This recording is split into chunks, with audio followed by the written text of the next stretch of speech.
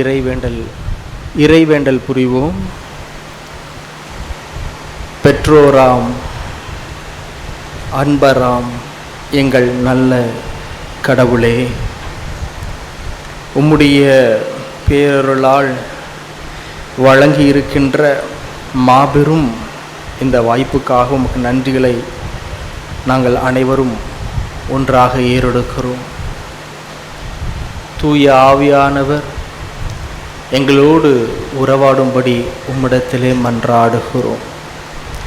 உம்முடைய இறை சொற்கள் ஒவ்வொன்றும் எங்களுடைய உள்ளத்திலே தொடர்ந்து செயலாற்ற அருள் புரிந்தருளும்படியாக உம்மிடத்திலே மன்றாடுகிறோம்.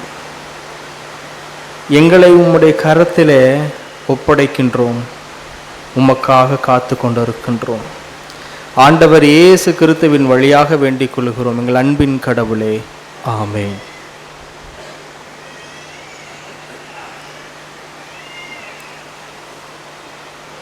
கிறிஸ்துவுக்குள் பிரியமானவர்களே, இன்றைய நாளிலும் கூட முதலாவதாக உங்களுக்கு நான் முதியோர் தின ஞாயிற்றினுடைய வாழ்த்துக்களை நான் தெரிவித்துக் கொள்கின்றேன். திருச்சபையிலே இப்படி பெரியோர்களை நினைத்து அந்த பெரியோர்களை கொடுத்ததற்காக கடவுளுக்கு நன்றி செலுத்துகின்ற, அந்த பெரியோர்களை மதிப்பு செய்கின்ற ஒரு நடைமுறை இருப்பது நம் அனைவருக்கும் நல்லது. ஏனென்றால் கிறிஸ்தவராக இருக்க வேண்டிய நாம் அனைவரும் ஒன்றை தெரிந்து கொள்ள வேண்டும். என்னவென்றால், ஒரு தென்னை மரத்தை எதற்கு அடையாளமாக பயன்படுத்துகிறார்கள் என்று சொல்லிவிட்டு பிறகு நாம் இன்றைய நாளுக்குரிய செய்திக்குள்ளாக செல்லலாம். ஒருவர் இறந்த பின்பு, இன்றைக்கு அது வழக்கத்திலே கிறிஸ்தவர்கள் மத்தியிலே இல்லை, ஆனால் ஆதி தமிழ் முறையிலே இப்படி ஒரு நடைமுறை இருந்தது. இறந்தவர்களை தென்னை ஓலையிலே, அது வேயப்பட்ட ஓலையிலே படுக்க வைத்து எடுத்து செல்லுகிற ஒரு வழக்கம் இருந்தது ஆதிகால தமிழ் முறைமையிலே. இன்றைக்கு அது ஒரு சமயமாக மாற்றப்பட்டு விட்டது. எதற்கு என்றால், எப்பொழுதுமே தென்னை மரத்திலே அந்த வருகிற கிளைகள் ஒன்று கீழே விழுந்த பின்பு அந்த இடத்துல ஒரு வடுவை உருவாக்கி செல்லும். ஏனென்றால் அதன் மீது ஏறுகிறவர்கள் அந்த வடுவை வைத்து உச்சியை அடைய முடியும். இறந்து போகிறவர்கள் அவர்கள் அழிந்து போகவில்லை, அவருடைய வாழ்வை தனக்கு அடுத்து வருகிறவர்கள் தொடர்ந்து நடந்து வர வேண்டும் என்பதற்காக தன்னுடைய வாழ்வையே ஒரு வடுவாக வைத்து போகிறார்கள். இதற்காக தான் அந்த தென்னை ஓலையிலே வேயப்பட்டதில் வைத்து எடுத்து செல்லுவார்கள். எதற்காக இதை சொல்லுகிறேன் என்றால், முதியோர்கள் இன்றைய திருச்சபையிலே பாரமாக இல்லை, மாறாக வழி காண்பிக்கின்றவர்களாக இருக்கின்றார்கள். தன்னுடைய ஞானத்தை நமக்கு அறிவிக்கின்றவர்களாக இருக்கின்றார்கள். எதிர்காலத்திலே திருச்சபை இன்றைய நாளில் இருக்கின்ற நிலையை காட்டிலும் எப்படி இன்னும் சிறப்பாக செயல்பட வேண்டும் என்பதை கற்றுக் கொடுக்கின்றவர்களாக இருக்கின்றார்கள். ஆகவே திருச்சபையாக பெரியோர்களை மதிப்பு செய்வதும் போற்றுவதும் அது சிறந்த ஒரு பண்பாடு. அப்படி நாம் நடந்து கொள்ளும் பொழுது திருச்சபையை கடவுள் அதிகமாக ஆசீர்வதிப்பார். பெரியோர்களை குடும்பத்திலே நாம் உயிரை போல பாதுகாத்து, உங்களால் எவ்வளவு முடியுமோ, உங்களால் எது முடியுமோ அந்த அளவு அவர்களை மனம் கோணாது நாம் பார்த்து கொள்ள வேண்டும். ஏனென்றால் இப்பொழுது நான் சொல்லுகிற செய்தி 100க்கு 100 உண்மை. என் வாழ்விலேயும் நான் உணர்ந்ததை சொல்லுகிறேன். ஒரு முறை என்னுடைய தந்தைக்கு கைகளும் கால்களும் ஒரு பக்கம் இழந்து விட்டது. நான் ஊட்டியிலே என்னை பணி அமர்த்தி இருக்கிறார்கள். ஊட்டியிலிருந்து என் வீட்டுக்கு வருவதற்கு 6 மணி நேரம். என் தந்தைக்கு கை கால் இழந்து விட்டது, படுக்க வைத்திருக்கிறார்கள். 1.5 வருடமாக படுத்த படுக்கை.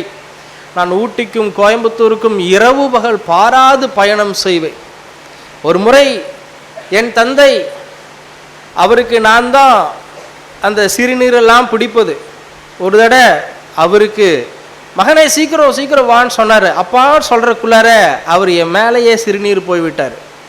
அப்போது அந்த சிறுநீரானது என்னுடைய வாய்க்குள்ளாகவும் சென்று விட்டது.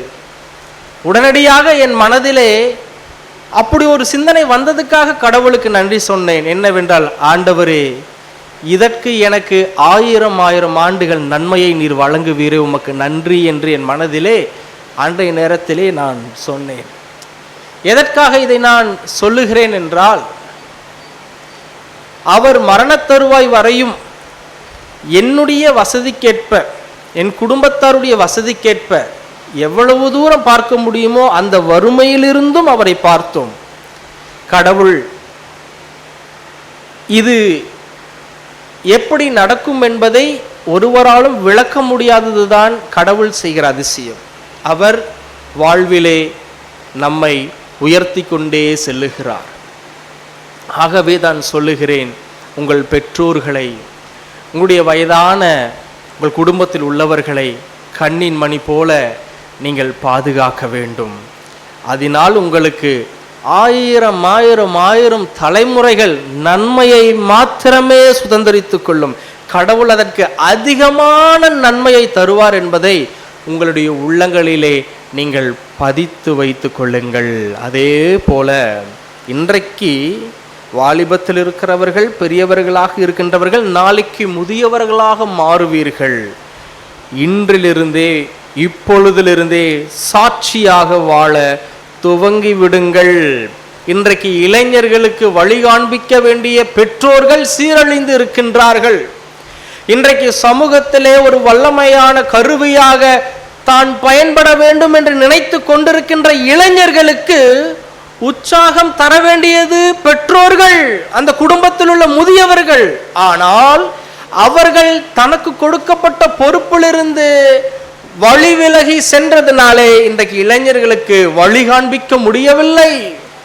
அதனால தான் இன்றைக்கு இளைய சமூகம் வேறு பாதையில் சென்று கொண்டிருக்கின்றது.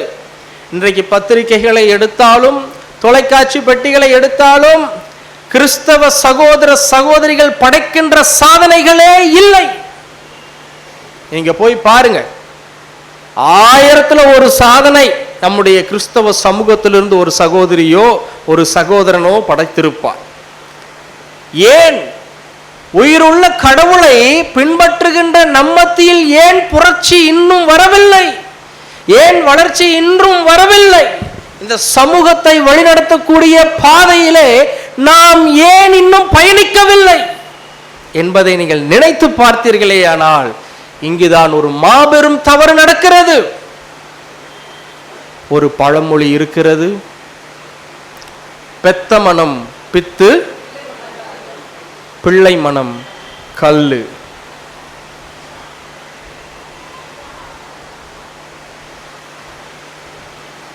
நான் இப்பொழுது சொல்லுவதற்கு மிகவும் வேதனைப்படுகின்றேன்.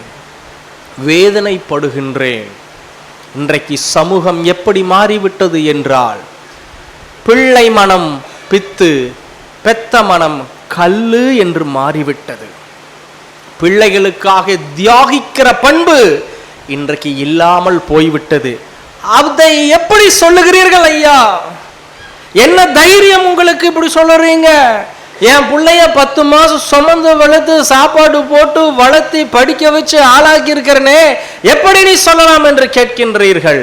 நான் சொல்லுகிறேன், 10 மாதம் சுமந்து பெற்றீர்கள், உன் குழந்தை கருவில் இருக்கின்றது என்று தெரிந்தும் அதனை நீ செய்கிற ஒவ்வொரு செயல்பாடுகளையும் குழந்தை அறிந்திருக்கிறது என்று தெரிந்தும் கணவனும் மனைவியும் சண்டை போட்டீர்களே, தகாத வார்த்தைகளை பேசினீர்களே, ஆண்டவருக்கு பிரியம் இல்லாதபடி நீங்கள் நடந்து கொண்டீர்களே, அது வல்லவா? குழந்தை வயிற்றில் இருக்கும் பொழுதே எதை முன்னுதாரணமாக காண்பிக்கின்றோம்? குழந்தைக்கு முன்பாகவே தீமையான காரியங்களை செய்வது, பெற்றோர்களை பார்த்து மனம் நொந்து கொள்ளுகிற குழந்தைகள் எத்தனை எத்தனை. இன்றைக்கு ஒவ்வொரு காட்சிகளையும் சைக்காலஜிஸ்ட் சொல்லுகிற ஒவ்வொரு காட்சிகளையும் பார்க்கும் பொழுது மனம் வேதனைப்படுகிறது. ஒரு சைக்காலஜி சொல்லுகிறது, இந்த உலகிலே பிறக்கிற ஒரு குழந்தை அல்லது ஒரு மனிதனுடைய சைக்காலஜி எப்படி இருக்கும்னா, நன்மையை தெரிந்து கொள்ள வேண்டும் என்பதே தான் அந்த சைக்காலஜியா. நம்ம சொல்றோம், தாவீதினுடைய பழமொழி எடுத்துட்டு, பாவத்தில் என் தாய் கர்ப்பம் தரித்தாள். ஆகவே இந்த குழந்தை பிறக்கும் பொழுதே பாவத்தில் பிறந்திருக்குன்ட்டு நம்ம எக்ஸ்பிளனேஷன் கொடுக்கிறோம். அப்படின்னா கிறிஸ்துவினுடைய சிலுவை மரணம் பாவத்தை நீக்கவில்லையா? ஆகவே பிறக்கும் அத்தனை குழந்தைகளும் பாவம் இல்லாத குழந்தைகள் தான். அது தாவீது தன்னை தாழ்த்தும்படியாக எழுதுகிறார். சரி, இப்படி பிறக்கின்ற குழந்தைகள், அந்த மனித இயல்பு என்பது தீமையை இயல்பாகவே வெறுக்கிறதாம், நன்மையை பற்றி கொள்வதுதான் அதற்குள்ளாக இருக்கிற சின்னமாக இருக்குமாம். ஆனால் இந்த சமூகத்திலே காட்டப்படுகிற ஒவ்வொரு செய்திகளும் காட்சிகளும், பெற்றோரிடத்திலிருந்து ஒவ்வொரு தாக்கங்களும்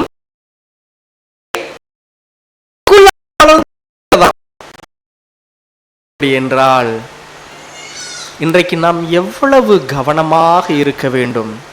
நாளை நீங்கள் வயதான பின்பு உன் பேர குழந்தைகள், நீ பெற்றெடுத்த உன்னுடைய மகனும் மகளும் இப்படி சொல்ல வேண்டும், தன்னுடைய வாழ்நாள் முழுவதும் எங்களுக்கு சாட்சியாக வாழ்ந்து சென்ற என்னுடைய பெற்றோர், என்னுடைய தாத்தா, என்னுடைய பாட்டி என்று நீங்கள் பேரெடுக்க வேண்டும். அதற்காக இன்றிலிருந்து உங்களுடைய வாழ்வை புதிதாக துவங்குங்கள். அப்பொழுதுதான் உங்களுடைய முதுமை பருவம் ஆசீர்வாதமாக இருக்கும் என்பதையும் நீங்கள் உணர்ந்து கொள்ள வேண்டும்.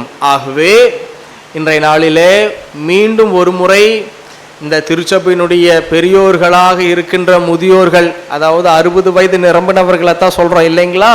அந்த 60க்கு மேற்பட்ட வயதுள்ள அத்தனை பேர்த்துக்கும் என்னுடைய மனமார்ந்த வாழ்த்துக்களையும் நன்றிகளையும் தெரிவித்துக் கொள்கிறேன். கடவுள் உங்களுக்கு பூரண சுகத்தையும் பலத்தையும் கொடுத்து வழி நடத்துவாராக. ஆமென். இன்றைய நாளிலே நாம் தியானிக்கும்படியாக தென்னிந்திய திருச்சபைகளின் வழியாக கொடுக்கப்பட்டிருக்கின்ற தலைப்பு என்னவென்றால், கிறிஸ்டியன் ரெஸ்பான்ஸ் டு பாவர்ட்டி. அதாவது வறுமைக்கு எதிராக கிறிஸ்தவர்களினுடைய மறுமொழி என்ன? வறுமைக்கு எதிரான கிறிஸ்தவர்களுடைய மறுமொழி. மணி 9:10, 9:30 பொழுது நான் முடித்து விடுவேன் செய்தி, 20 நிமிடங்கள். ஆகவே நீங்கள் இதனை தொடர்ந்து என்னை கவனிக்கும்படியாக உங்களை அன்புடன் நான் கேட்டுக்கொள்கிறேன். முதலாவதாக, வறுமை என்றால் என்ன? இதற்கு பல விளக்கங்கள் கொடுக்கப்பட்டு இருக்கிறது. முதலாவதாக ஒரு அறிமுகத்துக்குள்ளாக நாம் சென்று விடலாம். முதலாவதாக சொல்லுகிறார்கள், பொருளாதாரம், பினான்சியல் ரிசோர்ஸில், பொருளாதாரத்தில் ஒரு பின்னடைவு, ஒரு மனிதனுடைய அன்றாட வாழ்வின் தேவைகளை சந்திக்க முடியாத ஒரு நிலை, போதிய உணவு அல்லது உணவை பெறுவதற்கான வழி இல்லாதது, சுகாதாரமான நீர் கிடைக்காதது, பாதுகாப்பான இடம் இல்லாதது, தரமான கல்வி கிடைக்காத ஒன்று, சுகாதாரமின்றி இருப்பது, வேலை வாய்ப்பின்றி இருப்பது, இவைகள் அனைத்தும் தான் வறுமைக்கு காரணம் என்று சொல்லுகிறார்கள். அது மட்டுமல்ல, இந்த வறுமையை 4 விதத்திலே பிரிக்கின்றார்கள். ஒன்று, அப்சல்யூட் பாவர்ட்டி, முழுமையான வறுமை. ஒரு மனிதன் தான் வாழ்வதற்கே முடியாத ஒரு நிலை. அதாவது ஒரு நாளைக்கு உலக வங்கியானது இப்படி சொல்லுகிறது, ஒரு நாளைக்கு $1.90, அதாவது ஒரு கிட்டத்தட்ட 150 ரூபாய்ன்னு வைத்துக் கொள்ளுவோம். 150 ரூபாய்க்கு கூட ஒரு நாளைக்கு வழி இல்லாமல் தவித்து கொண்டிருக்கிற மக்களை இது குறிக்கிறது. இரண்டாவதாக, ரிலேட்டிவ் பாவர்ட்டி, ஒரு தொடர்பு வறுமை. இது என்னவென்றால், சமூகத்திலே இன்னொரு மக்களுக்கு கிடைக்கக்கூடிய சாதாரண விஷயம் கூட தனக்கு கிடைக்காமல் போகின்ற ஒரு நிலை. அடுத்தது சூழலியல் வறுமை. என்னவென்றால் திடீரென்று ஏற்படக்கூடிய நோய்கள், வேலை இழப்பு, இயற்கை பேரிடர்களினால் வறுமை உண்டாகிறது. நான்காவது கிரானிக் பாவர்ட்டி என்று சொல்லுவார்கள். இது வழி வழியாக இந்த பாவர்ட்டி, என் தாத்தா வறுமையில் இருந்தார், எங்க அப்பா வறுமையில் இருந்தார், நான் வறுமையில் இருக்கிறேன், இந்த வறுமையிலிருந்து என்னால் மீண்டு வர முடியாத அளவு எல்லா விதமான சூழல்களும் என்னை நெருக்கி கொண்டிருக்கிறது. இப்படி வறுமையை இவர்கள் பிரிக்கின்றார்கள். அது மட்டுமல்ல, 2024 மார்ச்சினுடைய அடிப்படையில் வேர்ல்டு பேங்க் இப்படி ஒன்று சொல்லுகிறது பாருங்கள். உலக வங்கி 700 மில்லியன் 70 கோடி மக்கள், உலக மக்கள் தொகையில், அதாவது 9% மக்கள் எக்ஸ்ட்ரீம் பாவர்ட்டியில் இருக்கிறாங்களாமா. மிக மிக அபாயகரமான வறுமையில இருக்கின்றார்கள். குறிப்பாக ஆப்பிரிக்கா கண்டங்களிலே காணப்படுகிற மக்கள் மிக மிக வறுமையில் இருக்கின்றார்கள். அவர்களுக்கு ஒரு குடிப்பதற்கு ஒரு 1/2 லிட்டர் தண்ணீரோ அல்லது ஒரு நாளைக்கு உணவு கிடைக்குமா என்ற கேள்வி கூட இருக்கின்றது. அது மட்டுமல்ல, 130 கோடி மக்கள் இன்றைக்கு சாதாரண வறுமை நிலையிலே அவர்கள் இருக்கின்றார்கள். இந்த வறுமை நிலையின் காரணமாக என்ன சொல்லுகிறார்கள் என்றால், 2030 வருடத்திலே இது இன்னும் அதிகமாக பெருகும் பொழுது இந்த உலகமானது அல்லது சில நாடுகளானது 300 ஆண்டு காலம் பின்னோக்கி சென்றுவிடும் என்று இவர்கள் அச்சத்திலே இருக்கின்றார்கள். இந்த வறுமைக்கு என்ன காரணம் என்றால், சில பேர் சொல்லுவாங்க சோம்பேறித்தானன்னு. அதெல்லாம் ஒரு ரீசனா எடுத்துக்கவே முடியாது. ஏதாவது ஒரு வகையில் எடுத்துக்கலாம், ஆனா அது உண்மையான ரீசன் கிடையாது. ஏனெனில் இந்த சோம்பேறித்தனம் என்பது இல்ல பொய், ஏழைகளை முன்னேற விடக்கூடாதுன்னு சொல்லக்கூடிய பொய்யான வார்த்தைகள். இதற்கு காரணம் என்னவென்று சொல்லுகிறார்கள், ஏழை பணக்காரன் பின்னணியத்திலே பணக்காரன் பணக்காரனாகவே இருக்க வேண்டும், ஏழை ஏழையாகவே இருக்க வேண்டும் என்ற ஒரு சூழல், ஒருவனுக்கு அவனுடைய உழைப்புக்கேற்ற சம்பளம் கொடுக்காத ஒரு சூழல், ஒரு சிலரே அனைத்து கனிம வளங்களையும் அனுபவிக்கின்ற ஒரு சூழல்.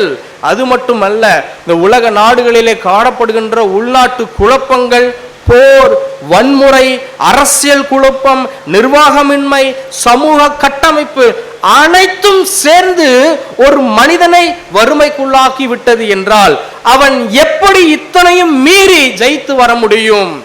இன்றைய உலகில சிறந்த கல்வியை கற்றிருந்தாலும் கூட நீங்கள் குறிப்பிட்ட சாதிய பின்னணியில் இருந்தால்தான் உங்களுக்கு இடத்தேர்வே கிடைக்கும் என்பது இன்றைக்கு நாம் அனைவரும் பார்த்து கொண்டிருக்கின்றோம். 1176 மதிப்பெண் சிறுநீர் கழிப்பதற்கும் அல்லது கழிவுகளை கழிப்பதற்கு கூட ஒரு வீடு வசதி இல்லாத ஒரு ஓலை குட்டறையில் இருந்து 1176 மதிப்பெண் பெற்று எப்படியாவது டாக்டர் ஆகி அநேக ஏழைகளுக்கு உதவி செய்ய வேண்டும் என்று பெரிய கனவுடன் இருந்த ஒரு சாதாரண வறுமையின் சூழலில் வாழ்ந்த ஒரு பெண்ணுக்கு அந்த கல்வி மறுக்கப்படுகிறது என்றால், இன்றைக்கு எவ்வளவு நீ படித்திருந்தாலும் சரி, உன்னிடத்திலே பணமும் அதிகாரமும் சாதிய பின்னணியும் இருந்தால்தான், ஒரு 2 ஆளுக்கு எடுத்துட்டு வந்து எக்ஸப்ஷன்ல நீங்க என்னைக்குமே காட்டிட முடியாது. ஒரு 2 ஆளை எக்ஸப்ஷன்ல எடுத்துட்டு வந்து பாருங்க எப்படி முன்னேறிட்டாரு காட்ட முடியாது. எத்தனையோ கோடி மக்கள் மேலே ஏற முடியாத அளவு தடுத்து நிற்பாட்டப்பட்டு கொண்டிருக்கிறது. இன்றைக்கு அத்தனை ஜெனரல் கோட்டாக்களையும் ஏழை மக்களுக்கான அந்த கோட்டா பறிக்கப்பட்டு எங்கெங்கோ இருந்து பிட்டெல்லாம் அடிச்சு எழுதி ஏபிசிடி கூட தெரியாதவன் எல்லாம் இன்றைக்கு உயர் கல்வியை கற்றுக்கொள்ளக்கூடிய ஒரு நிலை உருவாகிவிட்டது. அப்படி என்றால் வறுமை தக்க வைக்கப்படுகிறது, சூழ்ச்சி செய்யப்பட்டு கொடுக்கப்படுகிறது. நினைத்து பாருங்கள் அன்புக்குரியவர்களே, நினைத்து பாருங்கள். இல்லங்கள் இன்றி இன்றைக்கு தெரு ஓரங்களிலே தங்கியிருப்பவர்கள் எத்தனை, குழந்தைகள் கல்வியை இழந்திருப்பது எத்தனை, ஆண்கள் பாதிக்கப்பட்டு அநேக இடங்களில் இதனால் கொலை, கொள்ளை, பாலியல் வன்முறைகளிலே ஈடுபடுகிறார்கள். பெண்கள் அதிகமாக பாதிக்கப்படுகின்றார்கள். அவர்கள் சுகாதாரமற்ற நிலைக்கு உட்படுத்தப்படுகிறார்கள். பெண்கள் இதனால் தாக்குதலுக்கு உட்படுத்தப்படுகிறார்கள். பாலியல் சீண்டல்களுக்கு உட்படுகிறார்கள். பல இடங்களிலே பெண்களை வெட்கின்ற ஒரு அவல நிலை இதே இந்திய தேசத்தில் இல்லை என்பதை ஒருவரும் இருக்கிறது என்பதை ஒருவரும் மறுக்க இயலாது. வட இந்தியாவில எல்லாம் போய் பாருங்க என்ன நடக்குதுன்னு. குழந்தைகள் அனாதிகளாக்கப்படுகின்றார்கள். ஒருவேளை உணவை உண்பதற்கு கூட தெரியாத குழந்தைகள் அனாதிகளாக்கப்படுகின்றார்கள், விற்கப்படுகின்றார்கள், கடத்தப்படுகின்றார்கள். சின்ன கை குழந்தையிலிருந்தே ஒரு விதமான மனநோய்க்கு உட்படுத்தப்படுகிறார்கள். எதிர்காலம் இழக்கின்றார்கள். வளரும் பொழுதே குற்ற பின்னணியத்திலே அவர்கள் சென்று விடுகிறார்கள். பாருங்கள் அன்பானவர்களே, வறுமை நிமித்தமாக எத்தனை காரியங்கள் நடைபெறுகின்றன. இவை அனைத்துக்கும் கிறிஸ்தவர்களினுடைய மறுமொழி என்ன? இதைதான் நாம் சிந்திக்க வேண்டும். இந்தியாவில் உள்ள ஒட்டுமொத்த வள ஆதாரமும் இன்றைக்கு 22% மக்களினுடைய கைகளில் தான் இருக்கின்றன. ஒருவர் சமீப காலத்தில் ஆடம்பர திருமணத்தை எத்தனையோ 1000 கோடியில் நடத்தினார்.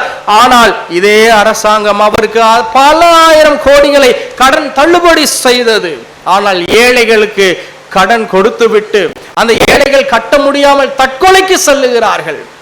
1 லட்சம் 2 லட்சம் கடன் வாங்கினவரை தொந்தரவு செய்து கொலை செய்கின்ற ஒரு நிலையும் நடைபெறுகிறது. இன்றைக்கு எதிர்க்கட்சி தலைவர் பேசுகிறார், கிட்டத்தட்ட 16 லட்சம் கோடி ரூபாய் இந்த 10 ஆண்டுகளிலே பணக்காரர்களுக்கு 15%, வெறும் பணக்காரர்களுக்கு 16 லட்சம் கோடி. நிலச்சுப்பர் எத்தனை சைபர் இருக்குன்னு எனக்கு தெரியல, உங்களுக்கு தெரியாது. கடன் தள்ளுபடி செய்யப்படுகிறது. ஒரு ஏழை விவசாயிகளுக்கு, ஏழைகள் தாங்கள் உற்பத்தி பண்ணுகிற பொருளுக்கு ஆதார விலையை நிர்ணயிக்க முடியவில்லை. உணவளிக்கிறவனுக்கு வாழ்வில்லை. நிலைத்து பாருங்கள். அப்படி என்றால் வறுமை திணிக்கப்படுகின்றது. இதற்கு திருச்சபையினுடைய மறுமொழி என்ன என்பதை இன்றைக்கு நாம் சிந்தித்தாக வேண்டும். ஆமோஸ் 8ஆம் அதிகாரம் வசனங்கள் 4 தொடங்கி 7 முடிய இந்த பகுதியானது ஆமோஸ் அவர்கள் இஸ்ரேல் மக்களுக்கு எழுதுகிறார். ஏனென்றால் இஸ்ரேல் மக்களுக்குள்ளாகவே சில ஆண்டவருக்கு எதிரான காரியங்கள் நடைபெறுவதை இவர் கண்டிக்கின்றார். இதனை இன்றைக்கு நாம் நம்முடைய திருச்சபையின் வழியாக பார்க்க வேண்டும். 4ஆம் அதிகாரம் 7 எடுத்துட்டீங்கன்னா 5, 6, 5வது வசனம் பாருங்க. தன்னுடைய சொந்த மக்களையே அவர்கள் ஏமாற்றுகின்றார்கள். 6வது வசனம், இவர்கள் தன்னுடைய சொந்த சகோதர சகோதரிகளையே மதிக்க தெரியாமல் தான் பணக்காரராக இருக்க வேண்டும் என்று சொல்லி. இப்போ சொல்றேன், ஒருத்த பணம் சம்பாதிக்கிறது தப்பே இல்லை, அதனுடைய உழைப்பு. நீங்கெல்லாம் கஷ்டப்பட்டு எல்லாரும் சம்பாதிக்கணும், உழைக்கணும், நேர்மையா இருக்கணும், அதுல தப்பே கிடையாது. அதனுடைய தொடர்ச்சி என்னன்னா பின்னாடி உங்களுக்கு நான் சொல்லுறேன். அதில் உள்ள லாஜிக் என்ன, அதன் மத்தியில் கடவுள் என்ன எதிர்பார்க்கிறார் என்பதை உங்களுக்கு நான் சொல்லுகிறேன். சுவிசேஷ பகுதியிலே உங்களுக்கு நான் அதனை விளக்குகிறேன். இப்பொழுது இங்கே என்ன சொல்லுகிறார்கள்? தன்னுடைய சொந்த மக்களை ஏமாற்றி தான் பிழைப்பதை கடவுள் விரும்பவில்லை. தன் கண்ணுக்கு எதிராக ஒருவன் வறுமைக்கு உட்படுவதை கடவுள் விரும்பவில்லை. இன்றைக்கு திருச்சபை இதற்கு எப்படி பதில் சொல்ல வேண்டும் என்றால், இன்றைக்கு திருச்சபையில, இன்றைக்கு திருமண்டலங்களிலே அல்லது அகில உலக பொது திருச்சபைகள், நான் சொல்லுவதை அனைத்தையும் நீங்கள் அனைவரும் பொதுவாக புரிந்து கொள்ள உங்களை அன்புடன் கேட்டுக்கொள்கிறேன். பொது அகில உலக திருச்சபைகளே பணத்திற்காகவும் பதவிகளுக்காகவும் எல்லாரையும் எதை வேண்டுமானாலும் மாற்றலாம், எதை வேண்டுமானாலும் மாற்றலாம். ஒருவரை செருப்பை விட மிகவும் கீழ்த்தரமாக கூட நடத்தலாம். ஏனெனில் இங்கு வசனம் சொல்லுகிறது பாருங்க, 6வது வசனத்தை பாருங்க. ஏழைகளை பாருங்க, வெள்ளி காசுக்கு ஏழைகளையும் 2 காலணிக்கு வறியோரையும் வாங்கலாம். அப்ப என்ன அர்த்தம் பாருங்க, செருப்பை விட கேவலமாக மனிதரை நினைக்கின்ற ஒரு நிலை அன்றைய காலகட்டத்தில் இருந்ததை போல இன்றைக்கு திருச்சபைகளுக்குள்ளாக மனிதர்களுக்கு மதிப்பில்லை, பதவிக்கு மதிப்பு, இன்றைக்கு மனிதர்களுக்கு மதிப்பில்லை, பணத்துக்கு மதிப்பு, மனிதர்களை செருப்பை விடவும் கேவலமாக நினைக்கின்ற ஒரு நிலை உருவாகி விடுகிறது. அன்பானவர்களே, இன்றைக்கு பதவியை உயிரை விட பெரிதாக நிலைக்கின்ற ஒரு நிலை, மனநிலை உருவாகி விடுகிறது. இல்லை, நாம் அனைவரும் பணி செய்வதற்காக அழைக்கப்பட்டிருக்கிறோம் என்பதை நீங்கள் கடைபிடிப்பதின் வழியாகத்தான் இந்த உலகுக்கு சொல்ல முடியும். எங்களிடத்தில் எந்தவித ஏற்றத்தாழ்வுகளும் இல்லை, எங்களுக்குள்ளாக எந்த விதமான ஒடுக்குதல்களும் இல்லை. கிறிஸ்துவின் நாமத்தின் பொருட்டு நாங்கள் அனைவரும் ஒன்றாக இணைக்கப்பட்டிருக்கிறோம், அனைவரும் ஒன்றாக கூடி வந்திருக்கிறோம். இங்கே கிறிஸ்து ஒருவரே தலைவராக இருக்கின்றார். நாங்கள் அனைவரும் அவருடைய பணியாளர்களாக, அவருடைய நண்பராக, அவருடைய சொல்லை கடைபிடிக்கின்ற மனிதர்களாக இருக்கின்றோம் என்பதை மாத்திரம் நீங்கள் அறிவிக்கின்றவர்களாக, அதனை இந்த உலகத்துக்கு எடுத்துச் செல்லுகிறவர்களாக நீங்கள் இருக்க வேண்டும். அன்பானவர்களே, மாறாக இன்றைக்கு திருச்சபையானது ஒரு உலகம் தவறு செய்கிறது என்றால் அதனை விட அதிகமான தவறு செய்கிறவர்களாக நாம் மாறிக்கொண்டிருக்கின்றோம். இன்றைக்கு திருச்சபைகள் அனைத்தும் சாட்சிகளை இழந்திருக்கிறது. கிறிஸ்தவர்களே, இன்றைக்கு இதற்கு எப்படி நீங்கள் மறுமொழி சொல்ல போகின்றீர்கள்? திருச்சபையாக நாம் என்ன முடிவு எடுக்கப்படுகிறோம்? பதவியை விட கொடுத்த பொறுப்பு மிக முக்கியம், பணத்தை விட கொடுத்த மனிதனுடைய மனங்கள் மிக மிக முக்கியம். சுய பெருமை ஆடம்பரத்தை விட கிறிஸ்தவர்கள் தன்னுடைய அகத்தின் அலங்காரம் மிக முக்கியமாக இருக்கின்றது. ஒலிக்கின்ற நம்முடைய பாடல்களை விட நம்முடைய சபைகளிலே காணப்படுகின்ற ஏழைகளினுடைய மகிழ்ச்சி கடவுளுடைய பார்வையிலே இன்பமாயிருக்கும். திருச்சபையானது தேடி சென்று நன்மையை கொடுக்க வேண்டும். நினைச்சு பாருங்க, நம்முடைய சபைகளில் எத்தனை பேர் வாழ்விழந்தவர்கள் இருப்பார்கள், வெளியே சொல்ல முடியாத கஷ்டத்தில் இருக்கிறவங்க இருப்பாங்க. நீங்க நினைச்சு பாருங்க, அவர்களையெல்லாம் தேடி சென்று நம்மால் இயன்ற உதவிகளை செய்வதை கடவுள் விரும்புகிறார். இதனைத்தான் ஆண்டவர் சொல்லுகிறார், கடவுளுக்கு ஏற்ற பக்தி இதுதான் என்று ஆண்டவர் சொல்லுகிறார். அன்பானவர்களே, யாக்கோபு 2ஆம் அதிகாரம் வசனம் 1-7 வரை நீங்கள் எடுத்து பாருங்கள். இங்கே ஒரு திருச்சபையிலே நடக்கிற ஒரு காரியத்தை குறித்து இவர் அழகாக எழுதுகிறார். இவர் எருசலேம் திருச்சபையினுடைய தலைவராக இருந்தவர் இந்த யாக்கோபு என்பவர். இவர் ஏழை பணக்காரர்களுக்கு இடையேயான பிரிவினைகளை பற்றி இவர் அழகாக பேசுகிறார். இதற்கு திருச்சபையாக நாம் எப்படி மறுமொழி கொடுக்க போகிறோம்?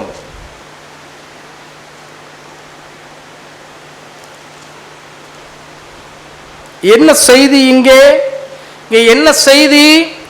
பணக்காரர்களுக்கு ஒரு இடமும் ஏழைகளுக்கு ஒரு இடமும், பணக்காரர்களுக்கு சகல மரியாதையும் ஏழைகளுக்கு இடமில்லாத ஒரு நிலை திருச்சபையில் இருப்பது நியாயமா என்று இவர் கேள்வியை எழுப்புகின்றார்.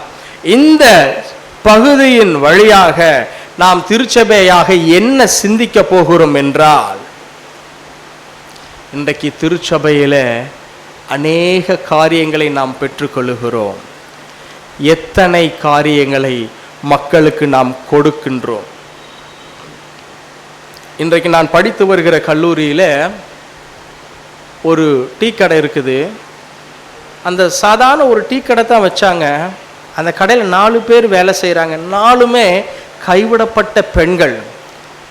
அவர்களுடைய வாழ்வு இன்றைக்கு அங்கே மிக மகிழ்ச்சியாக மாறிக்கொண்டிருக்கிறது. அப்பொழுதுதான் அதனை வைத்த ஒரு இயக்குனர் சொன்னார், இது போல ஒவ்வொரு திருச்சபைகளும் செயல்பட்டது என்றால் இன்றைக்கு தென்னிந்திய திருச்சபையிலே 10,000க்கும் மேற்பட்ட திருச்சபைகள் இருக்கிறது. ஒவ்வொரு திருச்சபை 4 கடை வச்சிருந்தா இன்னைக்கு 50,000க்கும் மேற்பட்ட மக்கள் வாழ்வு பெற்றிருப்பார்களே. தன்னுடைய சொந்த திருச்சபையிலே வாழ்க்கையை இழந்து பொருளாதார வசதியின்றி கண்ணீரோடு இருக்கிறவர்கள் வாழ்வு பெற்றிருப்பார்களே. இன்றைக்கு ஏன் அதனை செய்ய மறந்து விட்டது? இந்த சமூகத்துக்கு வழி காண்பிக்க வேண்டிய திருச்சபையானது ஏன் தன்னுடைய வழியை இது மறந்து விட்டது? 8வது வசனம் சொல்லுகிறது, உன்மீது நீ அன்பு கூறுவது போல் பிறனிடத்திலேயும் அன்பு கூறுவாயாக என்று சொல்லப்பட்ட அந்த வேத வாக்கியங்களை ஏன் மறந்து போனீர்கள்? கிறிஸ்துமஸ் ஈஸ்டர் காலங்களில இயேசு பிறந்தது மாட்டு கொட்டகையில் தான். வருட வருடம் நாம் அலங்கரிப்போம், உயிர்த்தெழுதலை வருட வருடம் அலங்கரிப்போம். ஆனால் அதே கிறிஸ்துமஸ் நாளிலே கிறிஸ்துமஸிலே கண்ணீரோடு இருக்கின்ற மக்கள் எத்தனை பேர்? இயேசு உயிர் தெழுந்திருப்பார், அன்றைய நாளிலே தொடர்ந்து மரித்த நிலையிலேயே இருக்கின்ற குடும்பங்கள் எத்தனை பேர்? நினைத்து பாருங்கள். ஆடம்பர செலவுகள், மிகை அலங்காரங்கள், மின்னொளிகள், இவைகளின் மத்தியிலே மிளிராத வாழ்க்கைகள் இருக்கின்றன. அவர்களுடைய வாழ்க்கை ஒளிர நாம் செய்வது என்ன? 4வது வசனம் சொல்லுகிறது பாருங்கள், உங்களுக்குள்ளே வேறுபாடு காட்டி தீய எண்ணத்தோடு மதிப்பிடுகிறீர்கள் அல்லவா? ஏழைகளை விட ஆடம்பரத்தை கடவுள் நம்மத்தியிலே விரும்புவாரா என்பதை நீங்கள் நினைத்து பாருங்கள். திருச்சபையினுடைய தேவைகள் மிக இன்றியமையாததுதான், ஆனால் திருச்சபை செய்ய வேண்டிய கடமைகள் அதனிலும் இன்றியமையாதது என்பதை நீங்கள் நினைத்து பாருங்கள். அன்பானவர்களே, நாம் அனைவரும் தெரிந்த ஒரு காரியம்தான், இன்றைக்கு எத்தனை எத்தனை லட்சங்கள், எத்தனை கோடிகள் நீதிமன்றங்கள், வழக்காடு மன்றங்களுக்கு தன்னுடைய சுய பலத்தை நிலைநாட்டுவதற்கு எடுத்து பயன்படுத்தப்படுகின்றன என்பதை நீங்கள் அறிந்திருக்கின்றீர்கள். ஆனால் நன்மை நடந்த பயன்பாடு இல்லை. அந்த பணங்கள் லட்சக்கணக்கான பணங்கள் எல்லாம், நான் சொல்லுகிறேனே, ஒருவேளை நீதியாய் நடந்திருந்தால் அதனை எடுத்து இல்லாத மக்களுக்கு நாம் கொடுத்திருக்கலாமே. அதன் வழியாக இந்த சமூகத்துக்கு நாம் பதில் சொல்லியிருக்கலாமே. நம்முடைய கிறிஸ்தவர்களை பார்த்து அவர்களை பாருங்கள் என்று இந்த சமூகம் சொல்லி இருக்குமே. ஆனால் இன்றைக்கு சாட்சியாக இருக்க வேண்டிய கிறிஸ்தவர்கள் சாட்சியை இழந்து விட்டார்கள். சாட்சியை அவர்கள் இழந்து விட்டார்கள். கடவுள் அந்த சாட்சியை நம்மிடத்திலே எதிர்பார்க்கிறார். இதனை கடைபிடிக்காதவர்கள் மீது கடவுள் சொல்லுகிறார் பாருங்கள், கடவுள் உங்களுக்கு கொடுத்துள்ள நட்பெயரை பழிப்பவர்களும் அவர்கள் அல்லவா. இதனுடைய இன்னொரு பொருள் என்னவென்றால், கடவுள் கொடுத்த நற்சாட்சியை கடைபிடிக்காதவர்களை கடவுள் பழிப்பவராக பார்க்கின்றார். கடவுள் அதற்கு பழிதீர்க்கிறவராக இருக்கின்றார். எவ்வளவு பெரிய ஒரு பொறுப்பை கடவுள் நமக்கு கொடுத்திருக்கிறார். அது மாத்திரமல்ல, 9வது வசனம் சொல்லுகிறது, நீங்கள் இப்படியெல்லாம் ஆள் பார்த்து திருச்சபையானது தன்னுடைய வழியை மறந்து செயல்படுவது கர்த்தருடைய பார்வையிலே மிகவும் அநீதி நிறைந்ததாக இருக்கின்றது. திருச்சபையே பாவ கணக்கை துவங்கிவிடும். கடவுளுடைய பார்வையிலே ஆசீர்வாதத்தை பெறுவதற்கு நீங்கள் உங்களை முன்பாக அர்ப்பணிக்க அழைக்கப்படுகின்றீர்கள். லூக்கா 9:16 அதிகாரம் வசனங்கள் 19 - 31 முடிய இங்கே ஒரு மிகப்பெரிய செல்வந்தருக்கும் ஒரு ஏழைக்கும் நடக்கின்ற ஒரு நிலையை இந்த திருமறை பகுதி நமக்கு சொல்லுகிறது.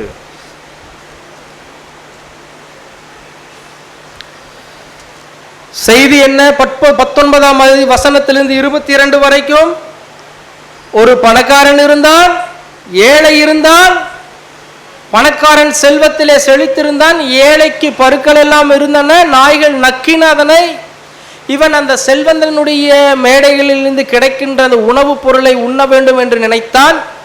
பின்பு பணக்காரனும் செத்தான், ஏழையும் செத்தான். இருவரும் மேலே போய் சென்று சேர்ந்து விட்டார்கள். இதிலிருந்துதான் செய்தியே ஆரம்பிக்கின்றது. இப்பொழுது இந்த பணக்காரன் பூமியிலே வாழ்ந்த பொழுது லாசருவை பார்த்ததாக செய்தி அங்கே இருக்கிறதா? நீங்கள் பாருங்கள், அந்த செய்தி இல்லை. அந்த செல்வந்தர்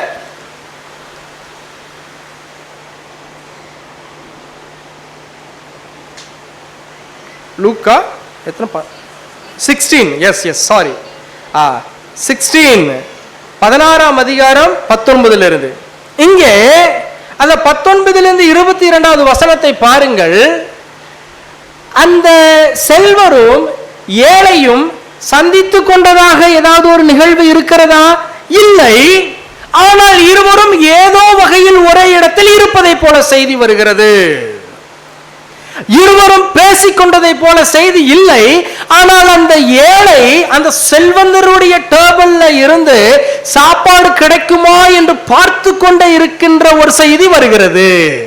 ஆகவே இருவரும் பேசிக்கொள்ளவில்லை, இருவரும் ஒருவரை ஒருவர் சந்தித்துக் கொள்ளவில்லை. ஆனால் ஏழை அவரிடத்திலிருந்து ஏதோ ஒன்றை எதிர்பார்க்கின்ற செய்தி மட்டும் சொல்லப்படுகிறது. சரிங்க. ஆனால் 23வது வசனத்தை பாருங்கள். இது ஏதோ மேலோகத்தில் நடக்கிற ஒரு கதை, இங்க நடக்கிறது அப்படியே சொல்றேன். இங்கே இந்த பணக்காரன் பூமியிலே பார்த்தவே பார்க்காதவன் 23வது வசனத்திலே அந்த ஏழையை பார்க்கின்றான். அது எப்படி? பூமியிலே பார்க்காதவன் எதுக்கு நீ மேல போய் பார்க்கிற? சொல்லுங்க. பூமியில பார்க்காதவன் மேலையும் பார்க்காம உனக்கு என்ன தண்டனையோ அதை அனுபவிச்சுட்டு போகணும் இல்ல. ஆனா அதை விட்டு போட்டு இவன் மேல போய் லாசருவை பார்க்கின்றான் என்றால் என்ன மறைமுக செய்தி இந்த திருமறை பகுதி சொல்லுகிறது?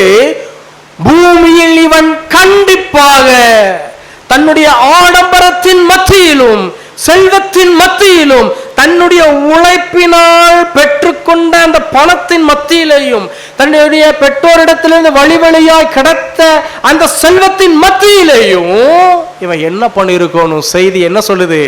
அந்த ஏழையை பார்த்திருக்க வேண்டும். புரிஞ்சுதுங்களா?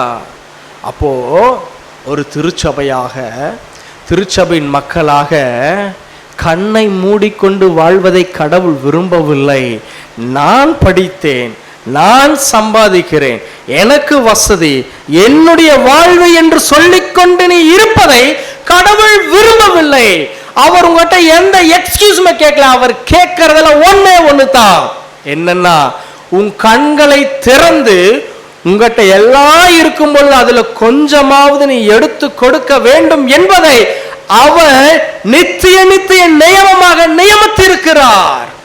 நான் ஃபர்ஸ்டே சொன்னேன்ல, பணக்காரனா இருக்கிறது தப்பு இல்லைன்னு சொன்னேன். நான் கடைசி ஒரு வசனத்தை நான் சொல்ற சுவிசேஷத்துல சொன்னேன். அது இதுதான், பணக்காரனா இருக்கிறது தப்பே இல்லை, உழைக்கிறது இல்லை, உழைச்சு பெற்றுக்கொள்கிறது தப்பே இல்லை. கடவுள் எதிர்பார்ப்பது நீ தெரிந்தும் தெரியாமலேயும் ஏழைகளுக்கு உதவியே ஆக வேண்டும், வறுமையில் இருக்கிறவர்களுக்கு உதவியே ஆக வேண்டும் என்பது நித்திய நித்தியமான ஒரு கட்டளை. நம்முடைய இஸ்லாமிய சகோதரர்கள், பாசத்துக்குரிய சகோதரர்கள் 40 நாட்கள் அந்த ஈகையின் திருநாளை அவர்கள் கடைபிடிப்பார்கள்.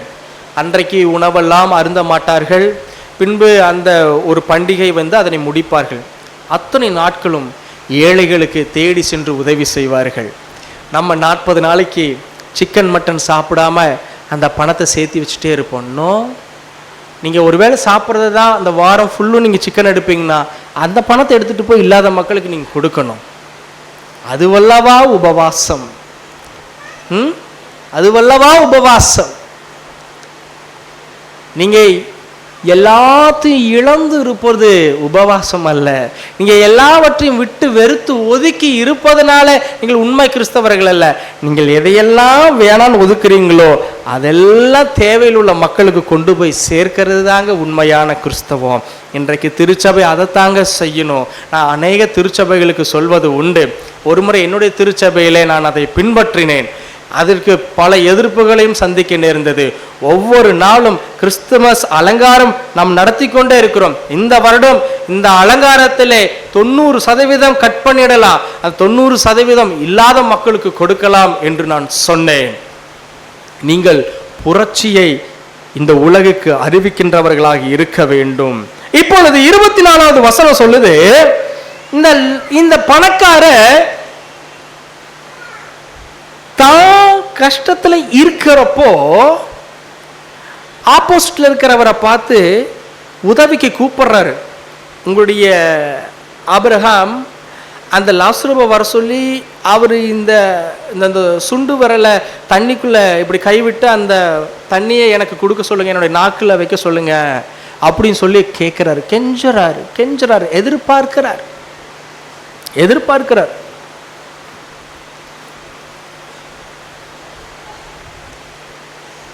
அப்போ ஆபிரகாம் சொல்றாரு, மகனே நீ பூமியில இருந்த எப்படி இருந்தேங்கிற நினைச்சுக்கோ, லாசர் எப்படி இருந்தா நினைச்சுக்கோ, இப்ப நான் நினைச்சாலும் உங்க பக்கத்துல வர முடியாத அளவு பெரிய கேப் இருக்குங்கிறார் மேல. அன்பானவர்களே, எப்படி ஒரு ஒப்பீடு என்று பாருங்கள். பூமியில் வாழ்ந்த பொழுது இந்த செல்வந்தன் நினைத்திருந்தால் ஒரு 10 அடி எடுத்து அந்த சாலையை கடந்திருந்தால் அந்த லாசருவை போஷித்திருக்க முடியுமே. அன்றைக்கு அணுகக்கூடிய நிலையில் இருந்த அந்த சூழலிலே லாசருவை பார்க்க முடியாத அளவிலே அவருடைய கண்கள் செல்வத்தினால் மறைக்கப்பட்டது. அங்கே பிரிவினை இல்லை. பூமியிலே இவன் சேர்ந்திருக்கலாம், ஆனால் பிரிவினையை உண்டாக்கிவிட்டான். இப்பொழுது அந்த மேலோகத்திலே மிகப்பெரிய பிரிவினை இருக்கிறது. அந்த பிரிவினையை கடந்து வர வேண்டும் என்று ஏங்குகிறான். பார்த்தீங்களா? அப்ப என்ன அர்த்தம்னா, கடவுள் இந்த உலகிலே நமக்கு கொடுக்கிற வாய்ப்புகளை சரியாக பயன்படுத்தி கொண்டு நீங்கள் நமக்கு கிடைக்கக்கூடிய நிலைவாழ்வுக்காக அதை பயன்படுத்தி கொள்ள வேண்டும். அப்போ பர்சனல் லைஃப்ல எவ்வளவு தூரம் உண்மையா இருக்க முடியுமோ அதை நம்ம ட்ரை பண்ணணும். எனக்கு கொடுத்துருக்கிற வாய்ப்பு நம்முடைய லைஃப்ல கடவுளுக்கு பிடிச்ச மாதிரி இல்லாத மக்களுக்கு எப்படி கொடுத்து உதவி செஞ்சு எவ்வளவு புண்ணியத்தை சம்பாதிக்க முடியுமோ நீங்க அவ்வளவு நன்மை சம்பாதித்து கொள்ள வேண்டும். அதுதான் உங்களுக்கு நிலைவாழ்வுல உங்களுக்காக பேச வரும். அன்புக்குரியவர்களே, அதுதான் நிலைவாழ்வில் உங்களுக்காக பேச வரும். இதனால அநேகர் கிறிஸ்துவினுடைய அன்பை உணர்ந்து கிறிஸ்துவை ஏற்றுக்கொள்ள முடியும். அந்த ஆத்தும ஆதாயம் உங்களுக்காக மிக வல்லமையாக வாதாடும். அன்பானவர்களே, அதுதான் வசனம் சொல்லுகிறது. கிறிஸ்துவுக்குள்ளாக ஒருவன் அழைத்து வருவது நிமித்தமாக அவனுடைய அநேக பாவங்கள் மன்னிக்கப்படுகின்ற காரணம் என்னவென்றால் அந்த ஆத்தும ஆதாயமானது நமக்காக கடவுள் முன்னிலையில் நின்று வாதாட வல்லது. சேஃப் பண்ணும். பூமியிலே பிரிவினை இல்லை, அங்க கேப் இல்லாம இருந்துச்சு, அங்க கேப்பை உருவாக்கி வச்சுட்டான் செல்வந்தன். இங்க மேலோகத்துல பெரிய கேப் இருக்குது, அந்த கேப்பை மீறி என்னை எப்படியாவது காப்பாத்துன்னு சொல்லி கெஞ்சக்கூடிய ஒரு அவல நிலைக்குள்ளாக அவன் உட்பட்டு விட்டான்.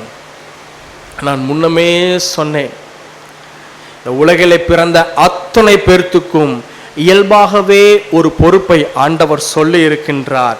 அது என்னவென்றால், இங்கே வசனம் சொல்லுகிறது பாருங்கள், 29.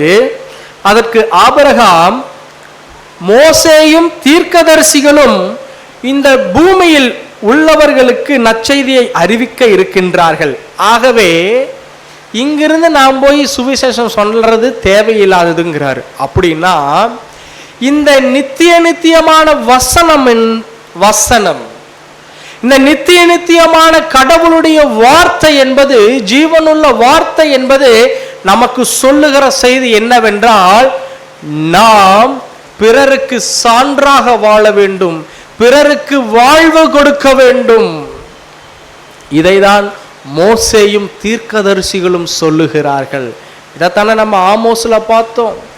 வறியவர்களை சேர்த்து கொள்வதை அல்லவா கடவுள் விரும்புகிறார் என்பது. அப்ப இங்க அதைத்தான் சொல்லி முடிக்கிறார். அப்படின்னா என்ன அர்த்தம்?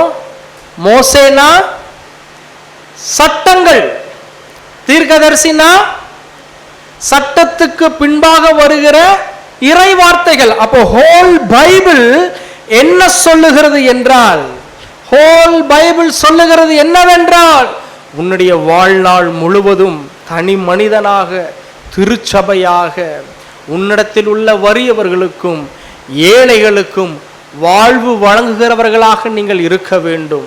இந்த உலகுக்கு எடுத்துக்காட்டாக நீங்கள் வாழ வேண்டும். இந்த உலகினுடைய அரசாங்கம் ஒரு தவறான முன்னுதாரணத்தை காட்டலாம். இந்த உலகில் உள்ள மனிதர்கள் பேராசையினால் ஒரு தவறான வாழ்வையும் வழியையும் காண்பிக்கலாம்.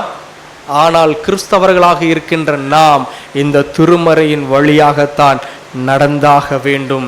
திருமறையின் வழியாகத்தான் அநியாயம் நிறைந்த இந்த உலகுக்கு நாம் நம்முடைய வாழ்வின் வழியாக மறுமொழியாற்ற வேண்டும் அன்பானவர்களே. ஆகவே இதனை எல்லாம் நீங்கள் மனதிலே வைத்துக்கொண்டு இன்று முதல் ஒரு புதிய வாழ்க்கை, ஒரு புதிய பார்வையுடன் உடைய பயணத்தை தொடங்க உங்களை அன்புடன் ஆண்டவர் அழைக்கின்றார். ஜெபிப்போமா? கண்களை மூடி ஆண்டவரை நோக்கி பார்ப்போம். வாழ்விக்கின்ற, வாழ்வு கொடுக்கின்ற, வளத்தை வழங்குகின்ற, எங்களோடு உறவாடுகின்ற அன்பின் ஆண்டவரே, இந்த நேரத்திலே உம்முடைய பிள்ளைகளை நீர் ஆசீர்வதிக்க வேண்டும் என்று உம்மிடத்திலே நாங்கள் மன்றாடி ஜெபிக்கின்றோம். அவர்கள் பெற்றுக்கொண்ட நன்மைகளுக்காக நன்றி. இதன் மத்தியிலே உமக்கு சாட்சியாக, உமக்கு உண்மையாக, இந்த உலகுக்கு ஒளியாகவும் உப்பாகவும் திகழ கிருபை பாராட்டியருளும். நிலை வாழ்வுக்காக தங்களை ஆயத்தப்படுத்த உதவி செய்துள்ளோம்.